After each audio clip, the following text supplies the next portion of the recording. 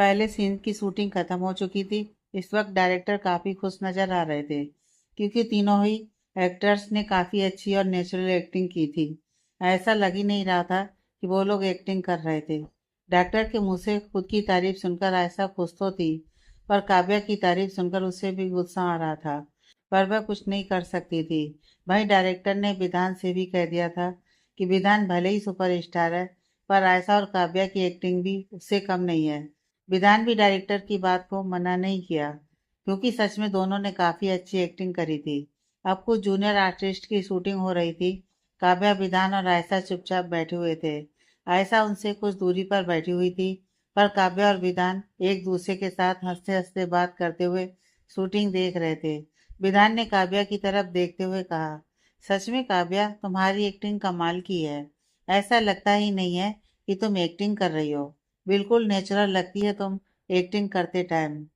विधान की बात सुनकर काव्या ने मुस्कुराते हुए कहा, थैंक यू सो मच।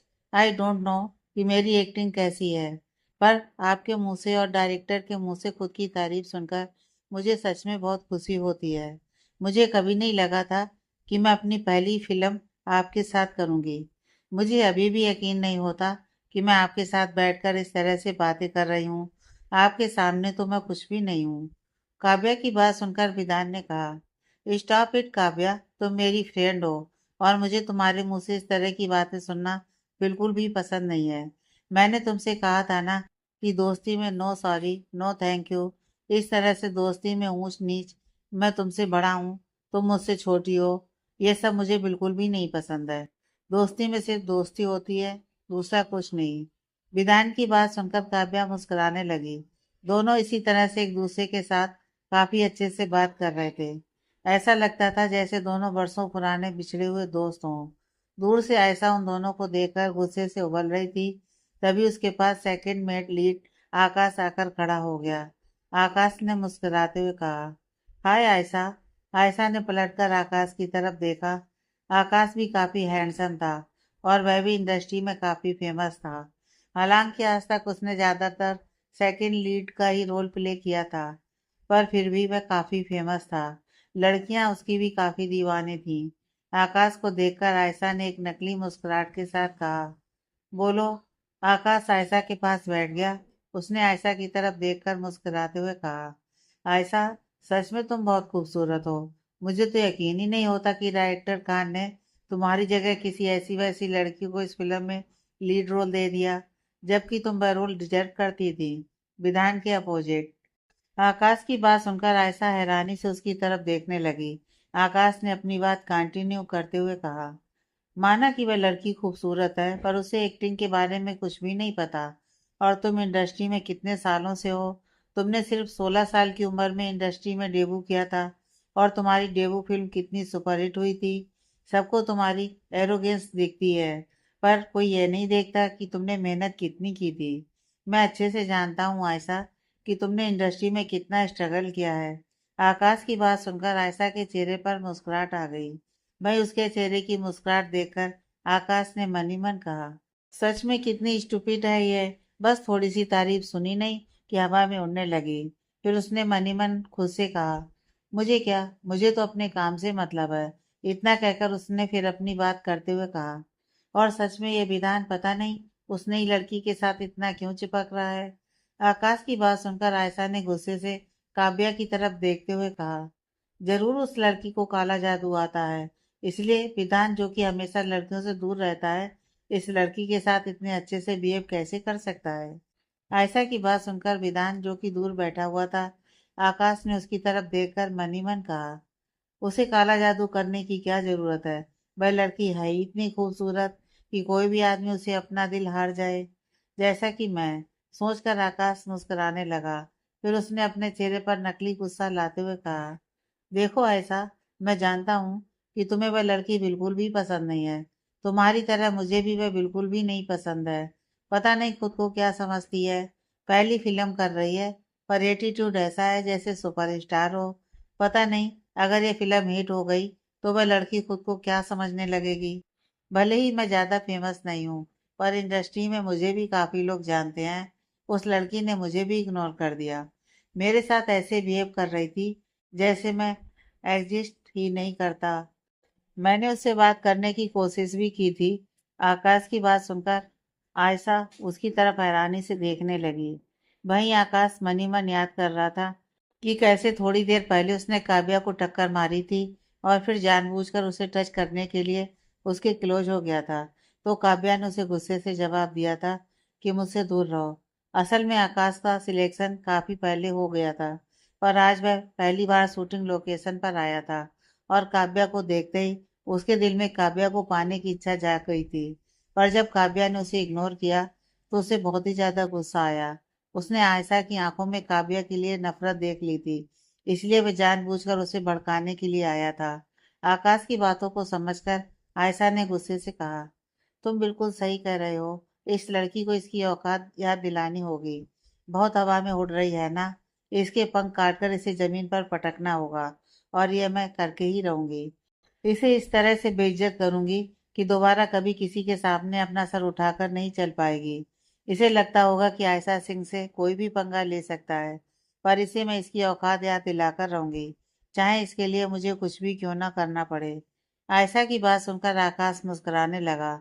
उसने मनी मन कहा, अब मेरी मदद ये स्टूपिड लड़की ही कर सकती है। बस मुझे इसे मक्खन लगाते रहना होगा।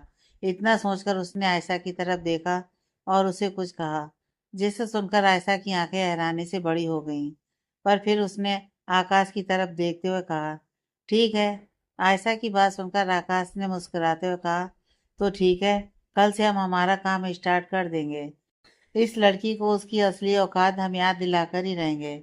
इधर आकाश और आयशा काव्या के खिलाफ प्लान बना रहे थे। वहीं दूसरी तरफ काव्या विधान के साथ हंसते हुए बात कर रही थी। विधान काव्या की हंसी में खो ही गया था। काव्या हंसते हुए किसी आसमान से उतरी परी से कम नहीं लगती थी। विधान ने मुस्कुराते हुए कहा, काव्या, सच में तुम्हारी स्माइल बहुत ही ज्यादा प्यारी है। ऐसा लगता है जैसे तुम इस दुनिया की नहीं हो। विधान की बातें सुनकर काव्या ने अपनी आंखों को गोल घुमाते हुए कहा, तुम्हारे कहने का क्या मतलब है? क्या मैं एलियन हूँ? कहकर वह मुंह बनाने लगी। भाई काव्या की बात सुनकर विधान को हंसी आ गई। उसने हंसते हुए कहा, बिल्कुल भी नहीं। तुम तो प्रिंसेस हो, एंजल हो। दूसरी तरफ लंदन में मल्होत्रा मेंशन में इस वक्त एक रूम में श्रेया बैठी हुई थी। उसके हाथ में एक तस्वीर थी जिसमें 1 साल की छोटी सी बच्ची नजर आ रही थी, जो दिखने में काफी क्यूट थी। श्रेया उस तस्वीर पर हाथ फेरकर मुस्कुरा रही थी। तभी पीछे से उसे कबीर की आवाज सुनाई दी, क्या कर रही हो श्रेया? इस आवाज को सुनते ही श्रेया ने जल्दी से पलट कर देखा तो उसे पीछे खड़ा कबीर नजर आया। कबीर को देखकर श्रेया ने कुछ नहीं कहा और दोबारा उस तस्वीर को देखने लगी। कबीर जाकर उसके पास बैठ गया। उसने श्रेया के हाथ से तस्वीर को लेकर उस तस्वीर पर किस करते हुए कहा, प्रिंसेस हमसे बहुत दूर जा चुकी है, फिर भी आप इस तरह से उसे याद करके दोबारा उदास हो रही हो। कबीर की बात सुनकर श्रेया ने कहा, आप जानते हैं ना, मेरा दिल नहीं मानता कि हमारी बेटी मर चुकी है। मुझे आज भी लगता है कि वह जिंदा है, सही सलामत है। और पता नहीं क्यों ऐसा लगता है कि जिस जगह वह हमसे बिछड़ गई थी उसी जगह वो वापस मिलेगी। श्रेया की बात सुनकर कबीर ने उसे अपने सीने से लगाते हुए कहा, हमारी बच्ची के खोने के बाद हम हमेशा के लिए इंडिया छोड़कर लंदन आ गए थे और तुम दोबारा इंडिया जाने की बात कर रही हो। कबीर की बात सुनकर श्रेया ने कहा, क्या हम एक बार इंडिया नहीं जा सकते? मुझे अपनी बेटी को दोबारा ढूंढना है।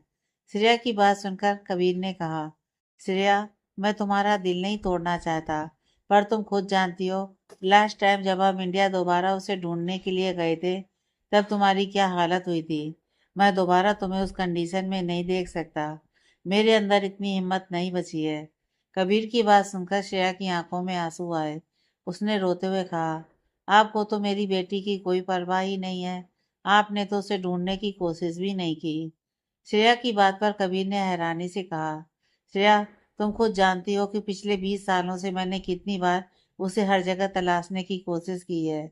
मैं भगवान नहीं हूँ, याद मुझे भी आती है, पर मैं तुम्हारी तरह आंसू बहा नहीं सकता, क्योंकि मुझे तुम्हें संभालना होता है। श्रेया, एक आदमी की लाइफ बहुत मुश्किल होती है। औरत अपने आंसू बहाकर खुद को शांत कर लेती है, पर आदमी ऐसा नहीं कर सकता। उसे अपने आंसू खुद के अंदर ही दबाने पड़ते हैं ताकि वह अपने परिवार को संभाल सके। कबीर की बात सुनकर श्रेया ने उसकी तरफ देखा और उसे सीने से लगाते हुए कहा, आई एम सॉरी कबीर।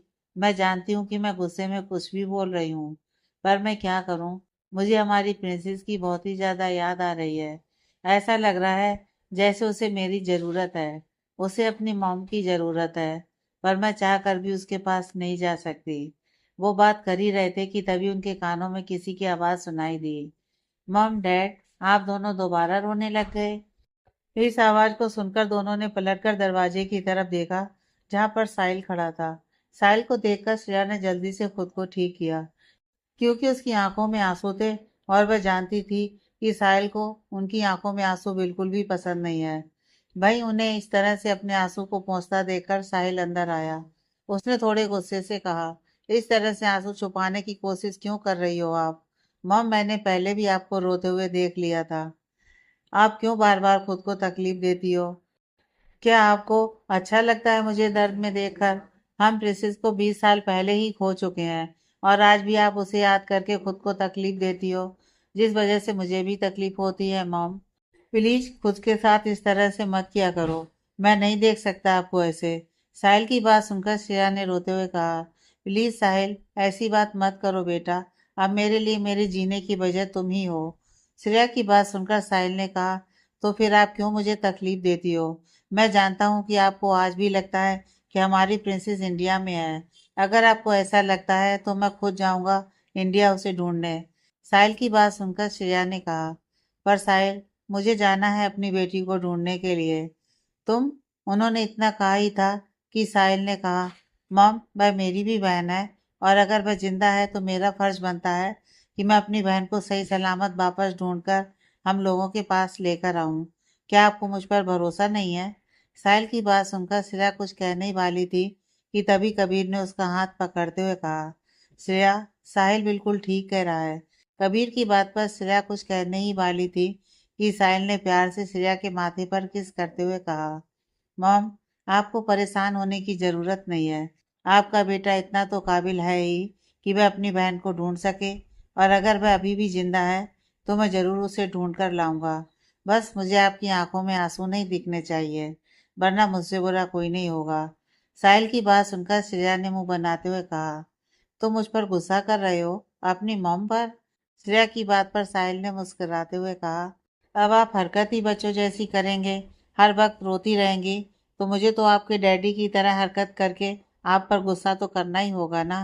वैसे भी डैड तो आपसे इतना डरते हैं कि वह आप पर गुस्सा भी नहीं कर पाते, इसलिए अब मुझे ही आप पर गुस्सा करके आपको शांत करना पड़ता है। क्यों डैडी? इतना कहकर साहिल ने कबीर की तरफ देखा। साहिल की बात पर कबीर ने मुंह बनाते हुए कहा, बेटा जी, एक बार शादी कर लो, उसके बाद तुम्हें पता चलेगा कि क्यों बीवी के आगे झुककर रहना पड़ता है। क्योंकि समझदार इंसान कभी बीवी से जबान नहीं लड़ाता। जब तुम्हारी शादी होगी तब तुम्हें पता चलेगा। कबीर की बात पर साहिल कुछ कहता उससे पहले ही श्रेया ने मुंह बनाते हुए कहा, आप किसकी बात कर रहे हैं? इस नालायक लड़के की? कितनी बार कहा है कि कोई गर्लफ्रेंड ढूंढ ले, शादी कर ले, पर इसे तो हर वक्त सिर्फ काम काम और काम दिखता है। मुझे समझ में नहीं आता कि कब ये मुझे मेरी बहू ला कर देगा। श्रेया की बात सुनकर कबीर हंसने लगा। वहीं साहिल ने मुंह बनाते हुए कहा, मॉम, मैं अभी 25 साल का हूँ और आप मेरी शादी की बात कर रहे हो? Like seriously? मुझे अभी अपने बिजनेस को आगे बढ़ाना है। साहिल की बात सुनकर श्रेया ने मुंह बनाते हुए कहा, हाँ, बुढ़ापे तक बिजनेस को ही आगे बढ़ाओ। बाद में जब तुम शादी करोगे, बीवी मिलेगी या नहीं मिलेगी अभी नहीं पता, और अगर मिल गई तो फिर तुम्हारे बच्चे तुम्हें दादाजी कहेंगे। श्रेया की बात सुनकर कबीर ने कहा, श्रेया, क्यों उसके पीछे पड़ी हुई हो? उसे जब शादी करनी होगी कर लेगा, और वैसे भी जरूरी तो नहीं कि हर कोई कम उम्र में ही शादी कर ले, और 25 साल कोई ज्यादा नहीं होते। कबीर की बात सुनकर साहिल ने खुश होते हुए कहा, एग्जैक्टली डैड, मैं यही मॉम को समझाने की कोशिश कर रहा हूँ, पर यह है कि मेरी बात समझ ही नहीं रही। इनको तो बस मेरी शादी करवानी है और अपने लिए बहू ढूंढनी है। कबीर की बात सुनकर श्रेया ने मुंह बनाया और फिर साहिल की तरफ देखते हुए कहा, तुम्हारे डैडी जो बात तुम्हें समझा रहे हैं वह पहले इन्होंने खुद पर अप्लाई क्यों नहीं की? जब तुम्हारे डैडी 25 के थे तब तुम 2 साल के थे। समझ आया? तो अब तुम खुद डिसाइड कर लो कि तुम्हें शादी करनी है या फिर कुमारा ही रहना है? अगर तुम खुद के लिए लड़की नहीं ढूंढ सकते तो मैं तुम्हारे लिए लड़की ढूंढ लूंगी। श्रेया की बात सुनकर साहिल ने लाचारगी से कबीर की तरफ देखा और कहा, डैड प्लीज बचा लो मुझे अपनी बीवी से, वरना ये अभी के अभी मेरी शादी करवा देंगी। साहिल की बात सुनकर श्रेया ने गुस्से से कहा, नालायक लड़के, मेरे ही सामने मेरे पति से तू मेरी शिकायत कर रहा है। कबीर, मैंने कहा ना, यह लड़का कुछ ज्यादा ही बिगड़ गया है। मुझे तो लगता है मुझे अपने जैसी ही कोई अच्छी लड़की इसके लिए ढूंढनी होगी, तभी यह सुधर पाएगा और वही इसे काबू में कर पाएगी। श्रेया की बात सुनकर साहिल ने अपने दोनों हाथ जोड़ते हुए कहा, मॉम प्लीज मुझे छोड़ दो, मुझे शादी नहीं करनी है और वैसे भी कल मैं इंडिया के लिए निकल रहा हूँ। अब आप दोनों अपना झगड़ा कंटिन्यू करो, मैं चला। इतना कहकर साहिल वहां से भाग गया। साहिल की बात सुनकर कबीर ने मुंह बनाकर उस डायरेक्शन में देखा जिस डायरेक्शन में साहिल गया था। फिर उसने खुद से कहा, मैं क्यों अपनी प्यारी बीवी से लड़ाई करूंगा? मेरी बीवी तो इतनी प्यारी है कि मैं बस उससे प्यार करूंगा। इतना कहकर कबीर ने श्रेया की तरफ देखा तो श्रेया उसे ही घूर रही थी। यह देखकर कबीर ने मासूम सा चेहरा बनाते हुए कहा, क्या हुआ मेरी जान, तुम मुझे ऐसे गुस्से में क्यों देख रही हो? मैंने कुछ किया क्या? कबीर की बातें सुनकर श्रेया ने उसे घूरते हुए कहा, नहीं, आपने कुछ नहीं किया। आपके उस नालायक बेटे ने किया। आप भी उसका साथ देते हो, मेरा साथ देने की जगह। क्या आप नहीं चाहते कि वह शादी करके अपनी लाइफ में सेटल हो जाए? उसकी उम्र के लड़के गर्लफ्रेंड बनाते हैं, पार्टी करते हैं, और एक हमारा बेटा है जो ना तो किसी पार्टी में जाता है ना ही गर्लफ्रेंड बनाता है। कभी कभी तो मुझे लोगों की बातें सच लगती हैं कि हमारे बेटे को लड़कियों में इंटरेस्ट नहीं है, बल्कि लड़कों में इंटरेस्ट है। अगर ऐसा हुआ तो क्या होगा? हमारे खानदान का नाम आगे कैसे बढ़ेगा? मेरी बहू लाने का सपना कैसे पूरा होगा? श्रेया ने परेशानी भरी आवाज में कहा। श्रेया की बात सुनकर कबीर ने हैरानी से कहा, श्रेया तुम पागल हो गई हो, तुम खुद के बेटे के बारे में ऐसी बात कैसे कह सकती हो? कबीर की बात पर श्रेया ने कहा, अरे मैं नहीं कर रही हूँ, आप जानते नहीं कि कुछ दिन पहले पार्टी में कुछ लोग कह रहे थे कि हमारे साहिल को लड़कियां नहीं बल्कि लड़के पसंद है। उनकी बातें सुनकर मुझे बहुत ज्यादा गुस्सा आया था, पर इस लड़के की हरकतें देखकर अब मुझे भी शक होने लगा है। मैं क्या करूं कबीर? जब भी इसके साथ शादी या गर्लफ्रेंड की बात करती हूँ यह भाग जाता है। श्रेया की बात सुनकर कबीर ने उसे समझाते हुए कहा, देखो श्रेया, साहिल बस कंपनी और काम पर फोकस कर रहा है, इसलिए वह किसी लड़की के चक्कर में नहीं पड़ा। और वैसे भी मुझे लगता है कि अब तक हमारे बेटे की लाइफ में कभी कोई ऐसी लड़की आई ही नहीं जिसे देखकर उसे ऐसा लगे कि यह उसके लिए सही है। और तुम तो जानती हो ना कि वह बिल्कुल मुझ पर गया है। जब तक उसे उसका प्यार नहीं मिल जाएगा, किसी लड़की को देखकर उसे ऐसा नहीं लगेगा कि यही उसके लिए बनी है, वह तब तक अपनी लाइफ में आगे नहीं बढ़ेगा। तुम्हारे मिलने से पहले मैं भी बिल्कुल साहिल की तरह ही था, पर तुम मुझे जल्दी मिल गई और उसके बाद मैं तुम्हारे प्यार में ऐसा पागल हुआ कि 23 साल की उम्र में साहिल का बाप बन गया। कहकर कबीर हंसने लगा। वहीं कबीर की बात सुनकर श्रेया ने मुंह बना लिया। कबीर ने श्रेया को गले लगाते हुए कहा, श्रेया तुम क्यों इतनी टेंशन ले रही हो? वह सिर्फ 25 साल का है और वैसे भी कल वह इंडिया के लिए जा रहा है, तो इस तरह से मुंह फुलाकर उससे बाय कहोगी? इंडिया की बात सुनकर श्रेया ने कबीर को गले लगाते हुए कहा, नहीं कबीर, मैं उसे कल अच्छे से बाय कह दूंगी। अब ये सब बातें छोड़िए और मुझे सोना है। श्रेया की बात सुनकर कबीर ने मुस्कुराते हुए कहा, मुझे भी, पर तुम्हें गले लगाकर। इतना कहकर कबीर ने श्रेया को बेड पर लिटा दिया और खुद उसके बगल में आकर उसे किस करने लगा। कुछ देर तक श्रेया ने उसे रोका, पर बाद में वह भी उसका साथ देने लगी। कबीर श्रेया को पैशनेट तरीके से किस कर रहा था और श्रेया भी उसका पूरा साथ दे रही थी। काफी देर बाद कबीर ने श्रेया को छोड़ा। कबीर के छोड़ते ही श्रेया लंबी लंबी सांसें लेने लगी। वहीं कबीर मुस्कुराते हुए उसे देख रहा था। श्रेया ने खुद को कंट्रोल किया और कबीर की तरफ देखकर गुस्से से कहा, सुधरोगे नहीं ना आप? बुढ़ापा आ गया फिर भी हरकतें वैसी की वैसे ही हैं। मुझे मारने का इरादा था क्या? श्रेया की बात सुनकर कबीर ने उसे दोबारा गर्दन से लेकर कॉलर बोन तक किस करते हुए कहा, बिल्कुल भी नहीं, तुम्हारे बिना जीने के बारे में मैं सोच भी नहीं सकता। तो मैं तुम्हें क्यों मारना चाहूंगा जाने मन? तुम क्यों इतना गुस्सा करती हो? और वैसे भी अभी बुढ़ापा आया नहीं है मेरा, अभी भी चाहूँ तो साहिल को टक्कर दे सकता हूँ। कबीर की बात सुनकर श्रेया ने उसकी तरफ देखा और फिर हंसने लगी। उसने हंसते हुए कहा, खुद की तारीफ मत कीजिए, वह भी इतनी ज्यादा। कबीर, आप जानते हैं कि अब आप बूढ़े हो चुके हैं, आपके अंदर वह बात नहीं रही जो पहले थी, कहकर श्रेया अपनी आंखों को यहाँ वहां घुमाने लगी। वही श्रेया की बात सुनकर कबीर उसे घूरने लगा। उसने श्रेया का चेहरा अपने हाथों में भरकर उसकी आंखों में आंखें डालकर देखते हुए कहा, तुम्हें सच में ऐसा लगता है श्रेया? कबीर की बात सुनकर श्रेया ने खुद को हंसने से रोकते हुए कहा, मुझे लगता है कि अब आप में वह बात नहीं रही जो पहले थी। श्रेया की बात सुनकर कबीर ने एक डेविल स्माइल के साथ उसकी तरफ देखा। वही श्रेया, जो कि कबीर को बस परेशान कर रही थी, उसके चेहरे की डेविल स्माइल देखकर श्रेया की हालत खराब हो गई। इससे पहले कि वह कुछ कहती, कबीर ने अपने होठों को उसके होठों पर रख दिया और उसे पैशनेट तरीके से किस करने लगा।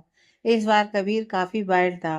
वही श्रेया बेचारी अपनी ही बेवकूफ़ी की वजह से शेर की गुफा में घुस गई थी और अब शेर उसका शिकार करने के लिए तैयार था।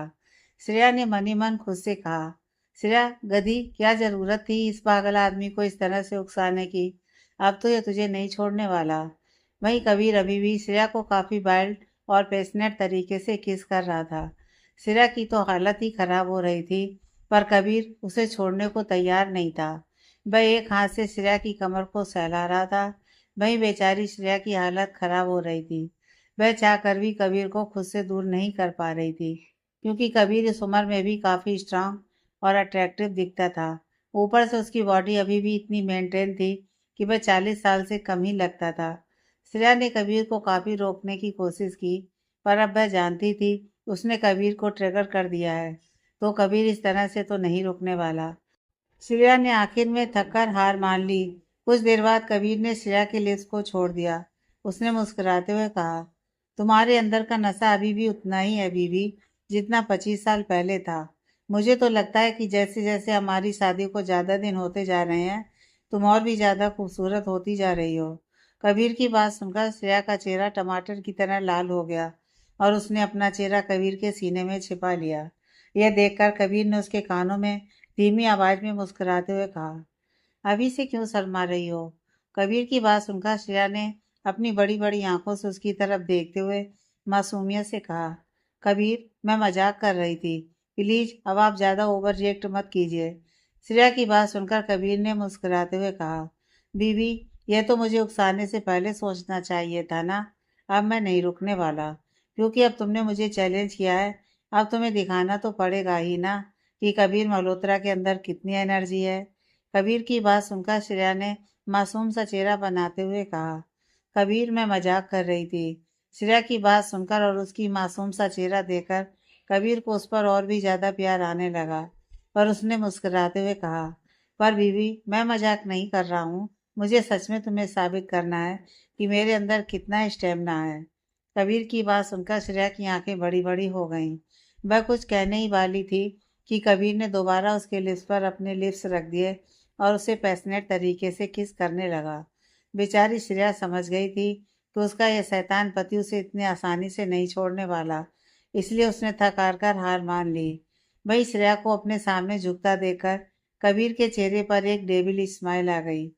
श्रेया, जो कि कबीर की पहली बात सुनकर मुस्कुरा रही थी, उसकी अगली बात सुनकर उसने गुस्से से कहा, क्या कर रहे हैं आप? श्रेया के चेहरे पर गुस्सा देखकर कबीर ने अपनी हंसी को कंट्रोल करते हुए कहा, मैं यही कह रहा हूँ कि मैं चाहता हूँ कि मेरी लाइफ में एक और लड़की आ जाए। कबीर ने इतना कहा ही था कि श्रेया ने गुस्से से कहा, आपकी और उस लड़की की जान ले लूंगी मैं। कबीर ने श्रेया के चेहरे की तरफ देखा। उसके चेहरे पर गुस्सा नजर आ रहा था। श्रेया के चेहरे पर गुस्सा देखकर कबीर ने मुस्कुराते हुए कहा, तुम जानना नहीं चाहती कि मैं किस लड़की के बारे में बात कर रहा हूँ? कबीर की बात सुनकर श्रेया ने गुस्से से कहा, मुझे नहीं जानना है किसी भी लड़की के बारे में।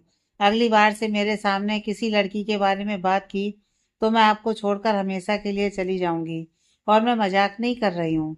कभी वापस नहीं आऊंगी दोबारा। आप मेरी शक्ल भी नहीं देख पाएंगे। श्रेया की बात सुनकर कबीर ने उसे अपने सीने से लगाते हुए कहा, मैं कभी भी ऐसा नहीं होने दूंगा। तुम चाहकर भी मुझसे दूर नहीं जा सकती। अगर तुमने कोशिश भी की तो मैं तुम्हें अपने पास कैद करके रख लूंगा। तुम्हें जितनी छूट दी है सारी छीन लूंगा।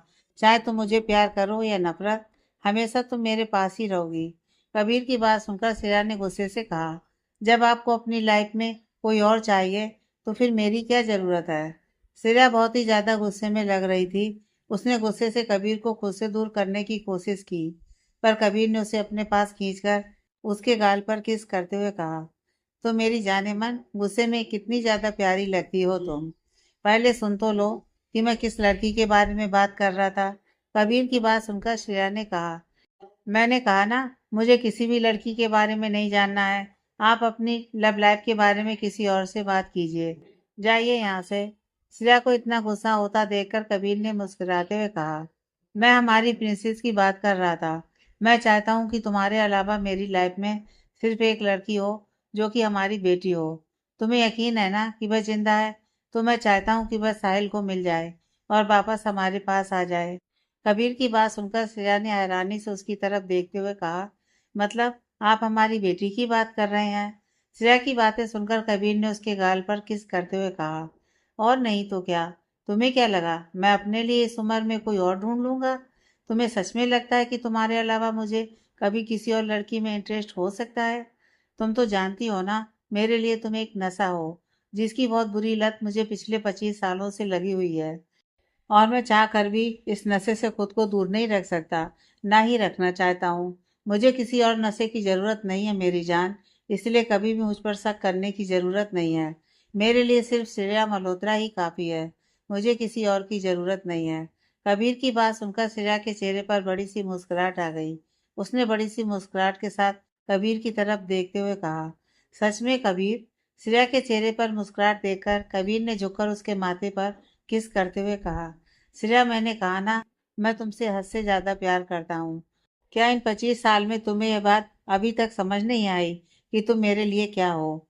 हाँ, पर मैं यकीन के साथ कह सकता हूँ कि अगर मेरी प्रिंसेस वापस आ गई तो मैं तुमसे भी ज्यादा प्यार उससे करूंगा। मेरी लाइफ में सबसे इम्पोर्टेंट लड़की वह बन जाएगी। कबीर की बात सुनकर श्रेया ने मुस्कुराते हुए कहा, मुझे कोई प्रॉब्लम नहीं है, पर उसके अलावा मैं आपको किसी और लड़की से खुद से ज्यादा प्यार करने की इजाजत नहीं दूंगी मिस्टर कबीर मल्होत्रा। यह बात आप कान खोलकर सुन लीजिए। श्रेया की बात सुनकर कबीर ने हंसते हुए कहा, मुझे किसी और की जरूरत भी नहीं है मेरी जाने मन। हाँ, अगर हमारी बेटी को बेटी हो गई तो वह मेरे लिए फर्स्ट प्रायोरिटी बन जाएगी। इसी तरह से मेरी फर्स्ट प्रायोरिटी बदलती रहेगी। आपको इससे तो प्रॉब्लम नहीं है। श्रेया ने कबीर की तरफ देखा और जोर जोर से हंसने लगी। उसने हंसते हुए कहा, अभी तक हमें हमारी बेटी भी वापस नहीं मिली और आपने उसकी बेटी की भी प्लानिंग कर ली। सच में कबीर, आप कमाल हैं। श्रेया की बात सुनकर कबीर ने मुस्कुराते हुए कहा, बेड पर या फिर बातों में कह रही हो जाने मन? मैं जानता हूँ कि तुम इनडायरेक्ट तरीके से मेरी बैड परफॉर्मेंस की तारीफ कर रही हो। कबीर की बात सुनकर श्रेया ने उसे गुस्से से देखते हुए कहा, आप बहुत ही ज्यादा बेशरम है कबीर। मतलब बिल्कुल आपको शर्म आती ही नहीं है। श्रेया की बात सुनकर कबीर जोर से हंसने लगा। उसने हंसते हुए कहा, अरे मेरी जान, अगर मैं शर्मा गया तो फिर हमारे पास हमारा साहिल और प्रिंसेस कैसे होती? तुम तो कभी खुद से कुछ करती थी नहीं, तो सब कुछ मुझे अकेले ही तो करना पड़ता था।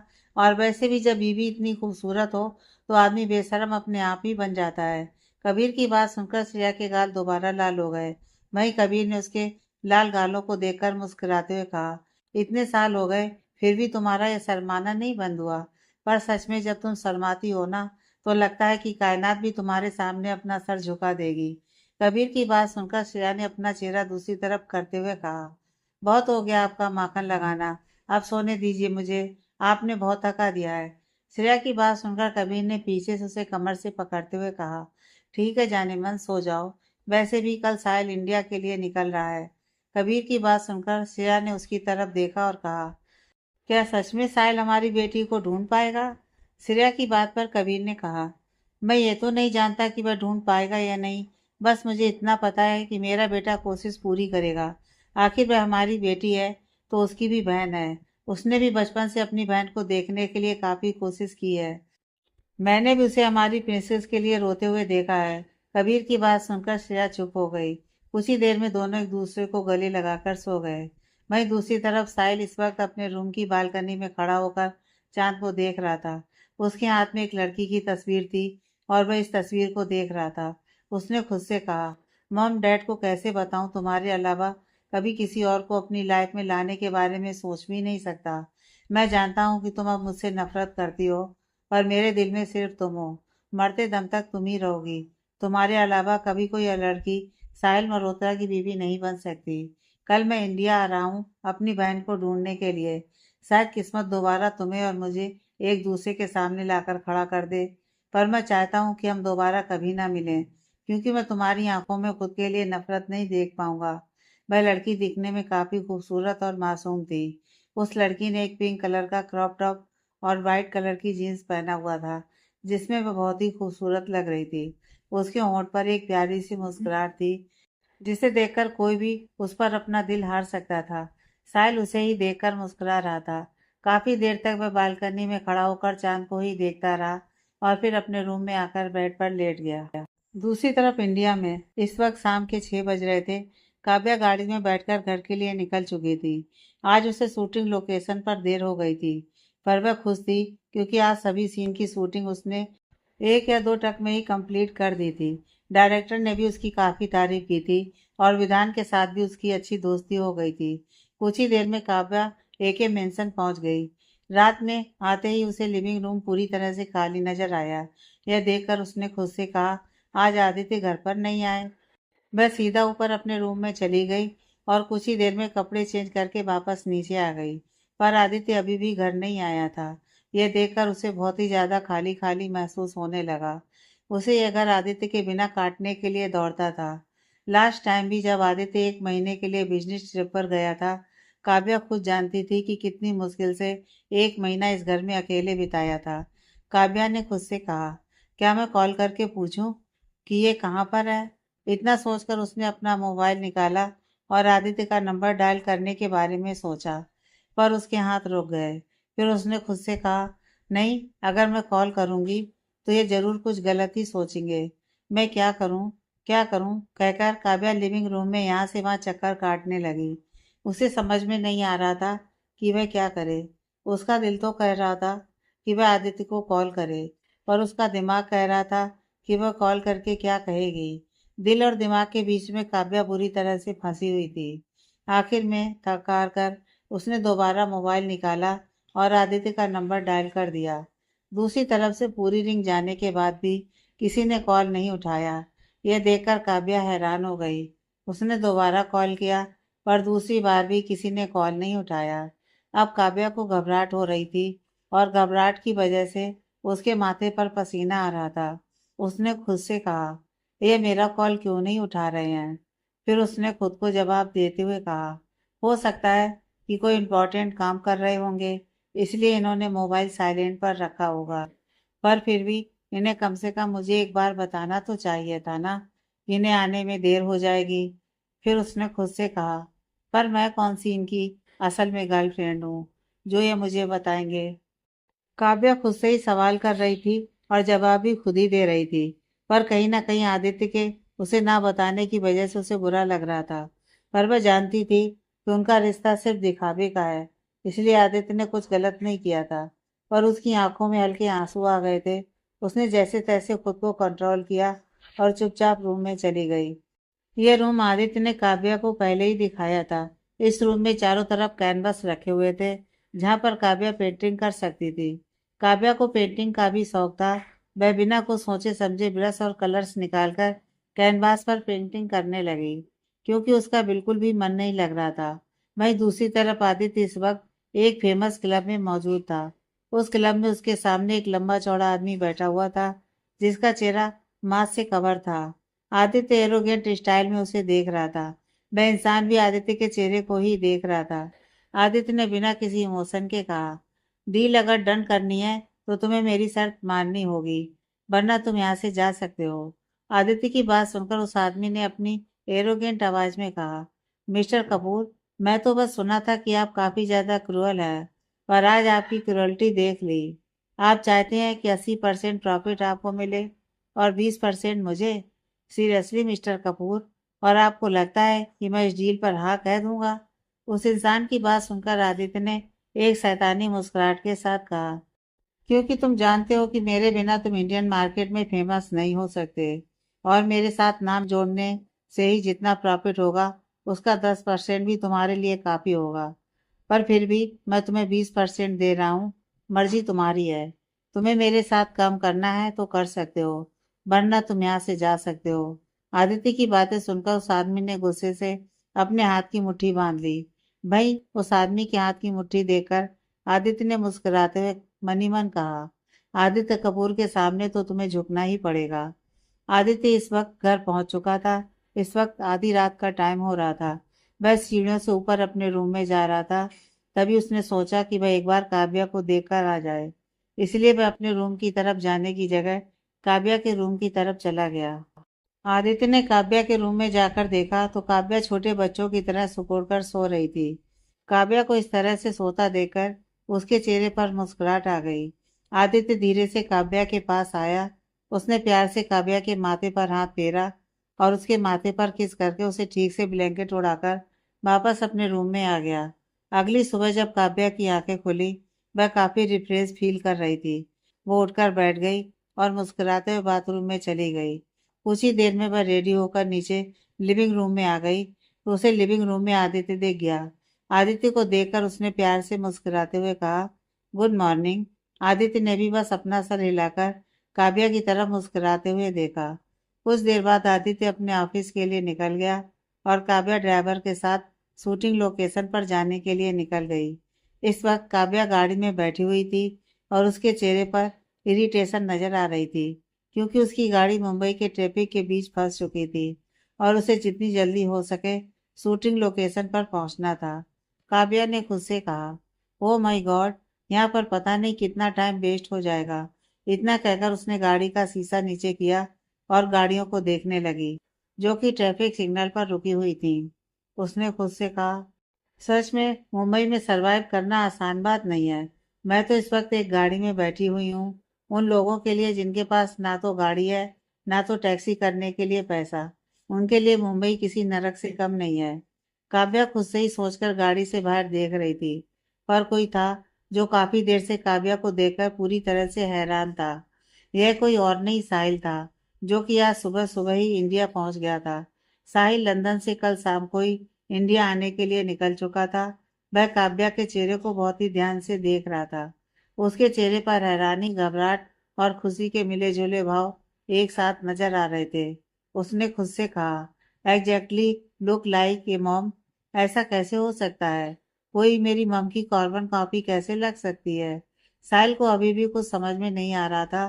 तभी उसके दिमाग में कुछ आया। यह सोचते ही कि यह लड़की उसकी बहन हो सकती है। साहिल के चेहरे पर बड़ी सी मुस्कुराहट आ गई। उसने खुद से कहा, मुझे इस लड़की का पीछा करना ही होगा। इतना सोचकर साहिल ने जल्दी से उस गाड़ी का नंबर नोट किया, क्योंकि इस वक्त उसकी गाड़ी दूसरी डायरेक्शन में जा रही थी और वह चाहकर भी काव्या की गाड़ी का पीछा नहीं कर सकता था। आदित्य ने काव्या को शूटिंग लोकेशन पर आने जाने के लिए अपनी सबसे लग्जीरियस गाड़ी दी थी। उस गाड़ी को देखकर साहिल के दिमाग में भी यही आया कि ये लिमिटेड एडिशन की गाड़ी अगर इस लड़की के पास है तो जरूर इस लड़की का बैकग्राउंड भी स्ट्रांग होगा। पर उसे एक बार तो ये चेक करना ही था कि क्या ये लड़की उसकी बहन है। कुछ ही देर में ट्रैफिक सिग्नल क्लियर हो गया। तब तक साहिल ने भी आदित्य की गाड़ी का नंबर किसी को भेजकर पता लगाने के लिए कहा था कि यह गाड़ी किसकी है। कुछ ही देर में उसे पता चल गया कि यह गाड़ी द ग्रेट आदित्य कपूर की गाड़ी है। यह जानकर कि आदित्य कपूर उस लड़की से रिलेटेड है, पहले तो साहिल हैरान हो गया, पर उसने भी मन बना लिया था कि वह जितनी जल्दी हो सके काव्या के बारे में पता लगा लेगा। कुछ ही देर में काव्या शूटिंग लोकेशन पर पहुंच गई और वहां पर उसके कुछ इंपॉर्टेंट सीन की शूटिंग स्टार्ट हो गई। काव्या पूरा दिन शूटिंग में ही बिजी रही। विधान भी काव्या को इस तरह से पैशन के साथ एक्टिंग करता देख काफी खुश था। शाम को इसी तरह से उनकी शूटिंग खत्म हो गई और काव्या घर के लिए निकल गई। तब तक आदित्य भी घर आ चुका था। दोनों इस वक्त लिविंग रूम में बैठे हुए थे। काव्या कार्टून देख रही थी और आदित्य काव्या को, जो कि छोटे बच्चों की तरह खुश हो रही थी। उसने खुद से कहा, पता नहीं क्यों तुम्हें देखकर ऐसा लगता है जैसे मैं तुम्हें पहले से जानता हूँ। उसने इतना कहा ही था कि डोरबेल की आवाज़ उसके कानों में सुनाई दी। डोरबेल की आवाज़ सुनकर पहले तो वह हैरान हो गया, फिर उसका ध्यान सर्वेंट पर गया, जो कि दरवाज़ा खोलने के लिए गया था। सर्वेंट ने जैसे ही दरवाज़ा खोला, उसे अपने सामने एक हैंडसम लंबा चौड़ा शख्स नजर आया, जिसकी पर्सनालिटी आदित्य की तरह ही रौबदार थी। घर के सर्वेंट ने काफी पोलाइट तरीके से पूछा, आपको किसी से मिलना है? सामने खड़े इंसान ने एक शब्द में जवाब दिया, आदित्य कपूर से। पहले तो वह सर्वेंट उस इंसान के मुंह से आदित्य का नाम सुनकर हैरान हो गया, पर फिर उसने रिक्वेस्ट के साथ अंदर आने के लिए कहा, क्योंकि उसकी पर्सनालिटी देखकर कोई भी नहीं कह सकता था कि वह कोई नॉर्मल इंसान होगा। आदित्य का ध्यान भी दरवाजे की तरफ ही था। वहीं काव्या मजे से कार्टून देख रही थी। आदित्य ने जैसे ही उस इंसान को देखा, वह पहचान गया, क्योंकि साहिल भी कोई नॉर्मल इंसान नहीं था। साहिल भी लंदन का काफी बड़ा बिजनेसमैन था। उसने भी काफी कम उम्र में काफी नाम हासिल कर लिया था। साहिल को देखकर आदित्य ने बिना किसी एक्सप्रेशन के कहा, साहिल मल्होत्रा, वह भी आदित्य कपूर के घर में? कोई खास वजह इस तरह से बिना बताए आने की मिस्टर मल्होत्रा? आदित्य की बात सुनकर साहिल ने बिना किसी एक्सप्रेशन के आदित्य की तरफ देखा। तभी उसका ध्यान आदित्य की बगल में टीवी देख रही काव्या पर गया, जो कि बच्चों की तरह खुश होकर कार्टून देख रही थी।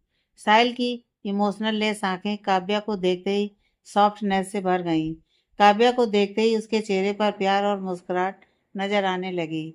वहीं आदित्य ने जब साहिल को इस तरह से काव्या को देखते हुए देखा, तो उसने गुस्से से कहा, मिस्टर मल्होत्रा, आपको नहीं लगता कि इस तरह से किसी के घर में जाकर उसकी गर्लफ्रेंड को इस तरह से घूरना अपर सोसाइटी के लोगों को, वह भी आप जैसी सोसाइटी के लोगों को सूट नहीं करता? आदित्य की बात का मतलब साहिल अच्छे से समझ गया था। उसने आदित्य की बात सुनकर मन ही मन कहा, मतलब ये आदित्य कपूर की गर्लफ्रेंड है। अब तो मुझे डायरेक्ट आदित्य कपूर से ही बात करनी होगी, ताकि मैं सच का पता लगा सकूं। इतना सोचकर साहिल बिना किसी एक्सप्रेशन के आदित्य के सामने आकर खड़ा हो गया। अब तक काव्या का ध्यान भी साहिल पर चला गया था। साहिल को देखते ही उसकी आंखों में एक अजीब से एक्सप्रेशन आ गए, जिसे वह कुछ समझ नहीं पा रही थी। साहिल को देखकर उसे अपनेपन की फीलिंग महसूस हो रही थी। वहीं काव्या को देखकर साहिल के चेहरे पर बड़ी सी मुस्कुराहट आ गई।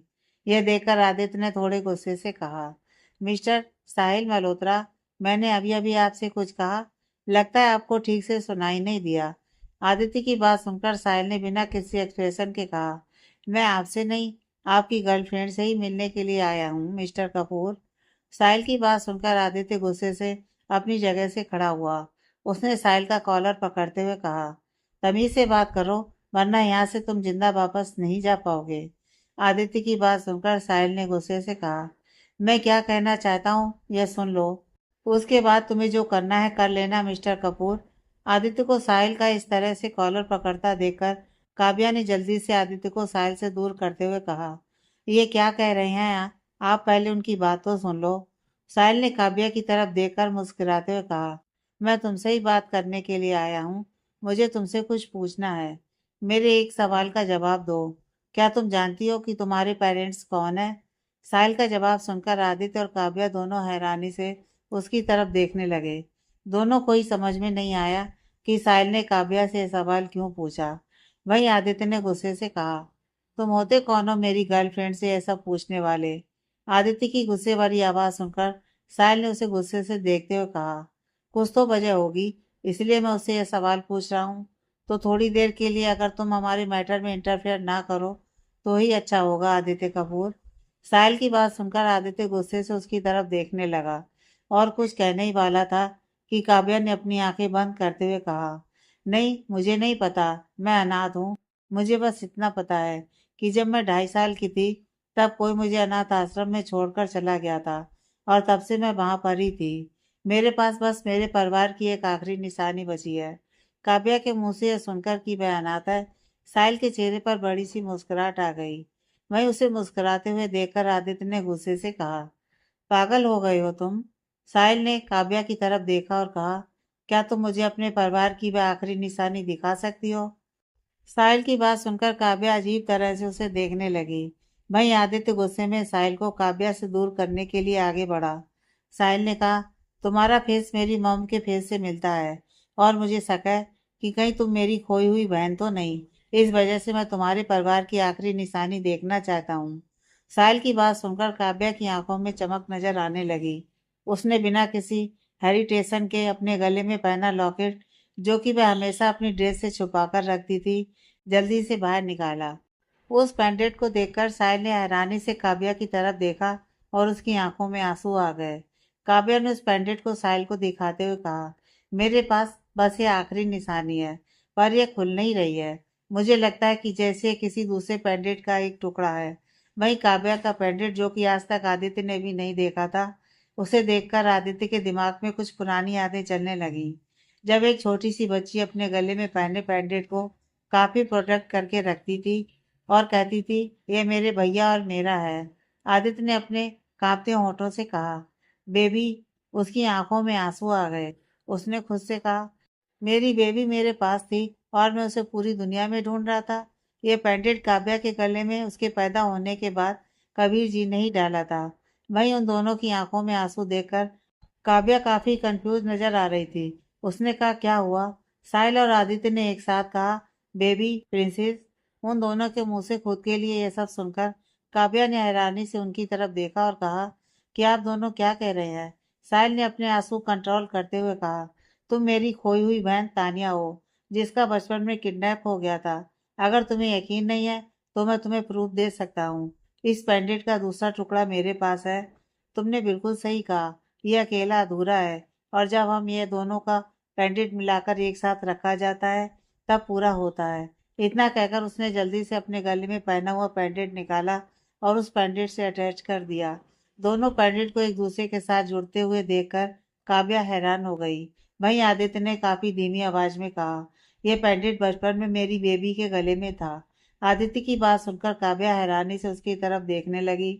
उसे यकीन नहीं हो रहा था कि जिस आदित्य से वह इतना प्यार करती है, और उस आदित्य को किसी और बच्चे के बारे में हमेशा बात करते हुए देखकर उसे तकलीफ होती थी, वह बच्ची कोई और नहीं बल्कि वही है। काव्या को यकीन नहीं हो रहा था कि आज उसे उसका परिवार, उसका प्यार, सब कुछ मिल गया है।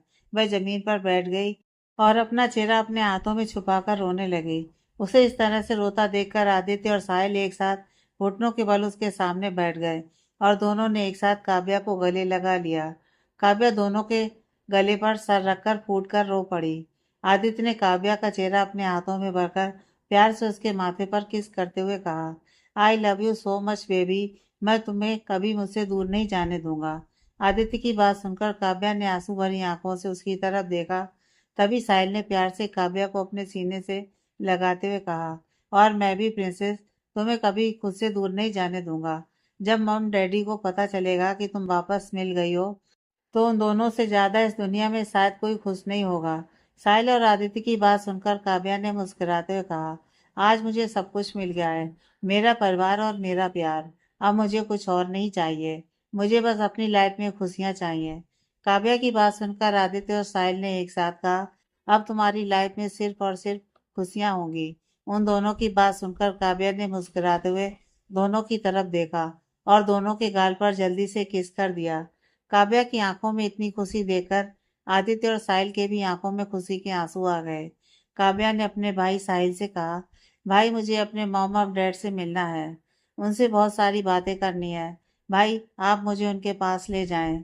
काव्या की बात सुनकर साहिल ने प्यार से उसके चेहरे को अपने हाथों में पकड़ते हुए कहा, ठीक है, मैं तुम्हें उनके पास जल्दी ही ले जाऊंगा।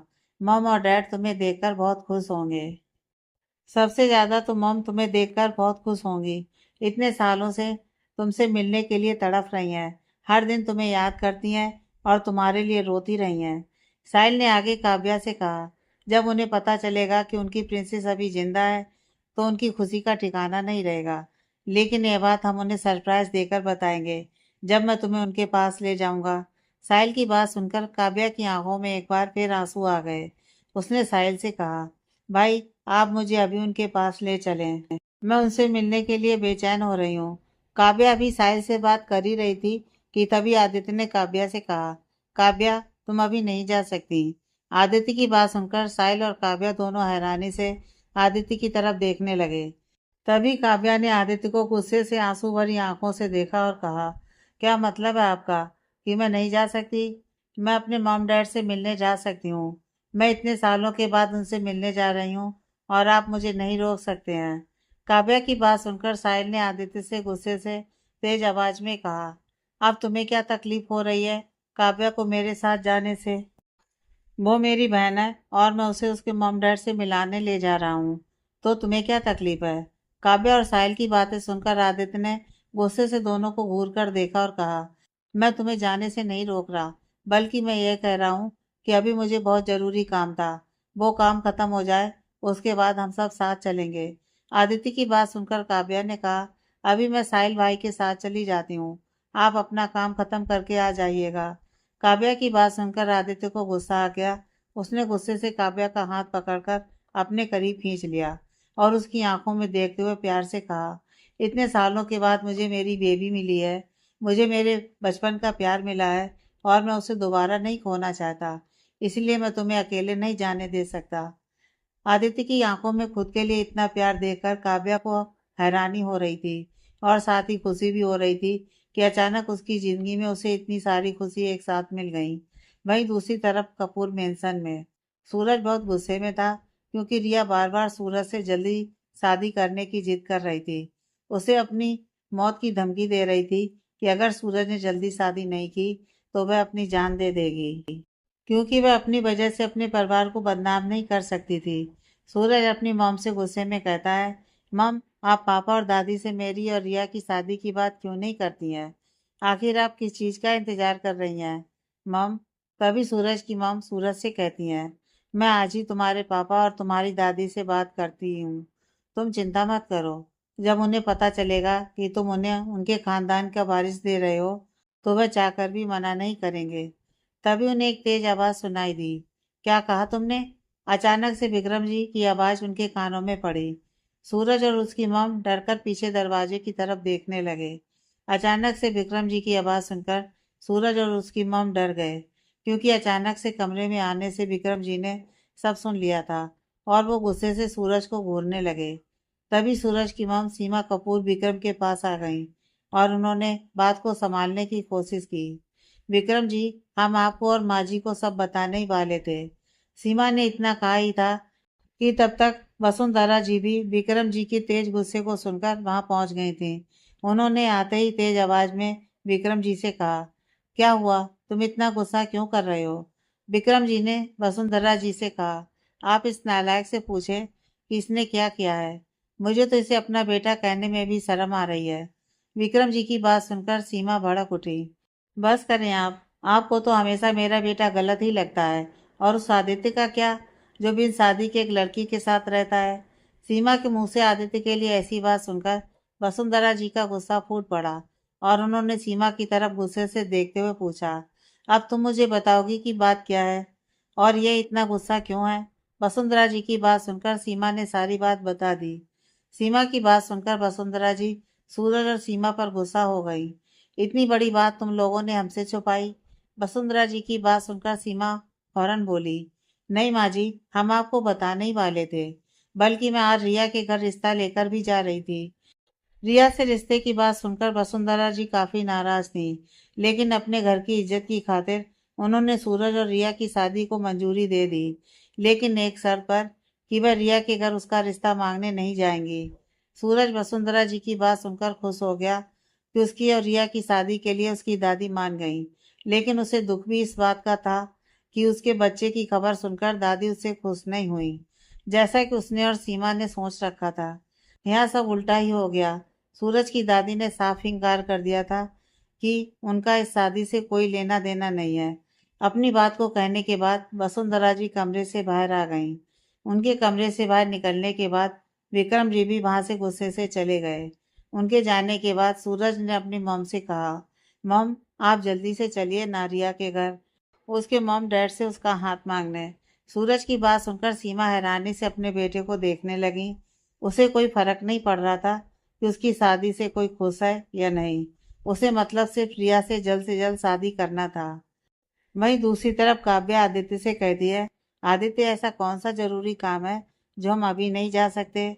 मुझे इतने सालों के बाद अपने माता पिता का पता लगा है, मैं उनसे जल्दी मिलना चाहती हूँ और तुम मना कर रहे हो।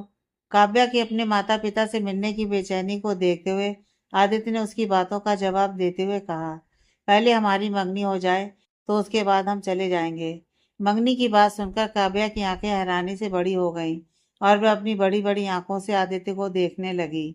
उसे घूरता देखकर आदित्य ने उसे डांटते हुए कहा, कितनी बार कहा है कि अपनी बड़ी बड़ी आंखों से मुझे घूरना बंद कर दो। आदित्य की डांट सुनकर काव्या बहुत खुश हो जाती है और खुशी से आदित्य के गले लग जाती है। उसे यह भी ध्यान नहीं रहता है कि वहीं पास में उसका भाई साहिल खड़ा है। उन दोनों को प्यार से गले लगा देखकर साहिल खुश हो जाता है कि कोई तो है जो उसकी बहन का इतना ख्याल रखता है, और अपनी बहन की खुशी देखकर और भी ज्यादा खुश हो जाता है। उन दोनों का प्यार देखकर उसे कुछ याद आ जाता है, जिसे याद करते ही उसकी आंखों में आंसू भर जाते हैं। वहीं दूसरी तरफ सूरज और उसकी मम रिया का रिश्ता लेकर खुशी खुशी उसके घर जाते हैं, जहाँ रिया और उसकी मम कुछ बातें करके आपस में हंस रही थी। रिया अपनी मम से कहती है, वाह मम, क्या प्लान बनाया आपने उस बेवकूफ सूरज को फंसाने का। आपका आइडिया काम कर गया। कैसे वो सूरज कपूर हमारे जाल में फंस गया, उसे पता भी नहीं चला। रिया की बात सुनकर रिया की मम ने जोर से हंसते हुए कहा, हाँ हाँ, मैंने कहा था ना, वो सूरज को फंसाना बहुत आसान है। वो आदित्य जितना अक्लमंद और स्मार्ट नहीं है, जो हमारी बातों में नहीं आता। सूरज एक नंबर का बेवकूफ है, इसलिए तो हमारी बातों में आसानी से आ गया। कहते हुए वो दोनों जोर से हंसती हैं। हाँ हाँ। तभी एक जोरदार चीख सुनाई देती है, जिससे रिया और उसकी मम की हंसी रुक जाती है। वो अचानक पीछे पलटकर देखने लगती हैं। सामने दरवाजे के पास खड़े इंसान को देखकर दोनों की आंखें फटी की फटी रह जाती हैं। दरवाजे के पास कोई और नहीं बल्कि सूरज और उसकी मॉम थे, जो रिया के घर उसका रिश्ता लेकर आए थे। रिया से बिना बताए, यह सोचकर कि उसे अचानक से बहुत बड़ा सरप्राइज देंगे। लेकिन यहाँ आने के बाद, रिया और उसकी मॉम की सच्चाई जानने के बाद, सूरज को एकदम से गुस्सा आ जाता है और वो तेजी से गुस्से में रिया की तरफ बढ़ता है और एक जोरदार थप्पड़ रिया के गाल पर देता है। तभी सूरज की मॉम आकर उसे रोकती है और सूरज से कहती हैं, सूरज शांत हो जाओ। सूरज को शांत करने के बाद वो रिया और उसकी मॉम से कहती हैं, हम तो रिया का रिश्ता लेकर आए थे। मैं उसे अपनी बहू बनाना चाहती थी, लेकिन भगवान की दया से आप दोनों का सच पहले ही सामने आ गया और मेरा बेटा और मेरा परिवार बच गया।